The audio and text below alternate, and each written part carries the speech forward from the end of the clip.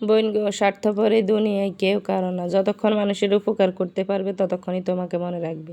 স্বার্থ ফুরিয়ে গেলে তোমার খোঁজও নেবে না। যারা স্বার্থ ছাড়া তোমাকে মনে রাখে না তাদের কাছ থেকে দূরে থাকো। যাদের কাছে তোমার গুরুত্ব নাই তাদের কাছ থেকে দূরে থাকো। মন মানসিকতা যেমন সে তেমনই ভাববে। যার মন মানসিকতা খারাপ সে মনে করবে তার আশপাশে সবই খারাপ।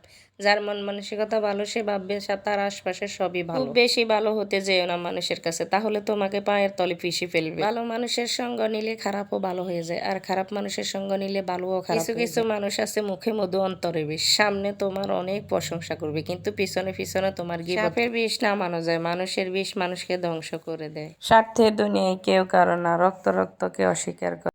আপনজনদের ক্ষতি সবচেয়ে বেশি আপনজনেরাই করে। পর মানুষে তো জানেই না তার দুর্বলতা কোথায়, তাকে কোথায় আঘাত করলে সে বেশি আঘাত পাবে, সেটা জানে একমাত্র তার একান্ত আপন যারা, তারাই। স্বার্থপররা সবসময় ভাবে এটাই যে কাকে আমি ক্ষতি করব, কার পিছনে লাগবো, কাকে নিচে টেনে নামাবো। তাই সময় থাকতে ভালো হয়ে যান, ভালো হতে টাকা লাগে না।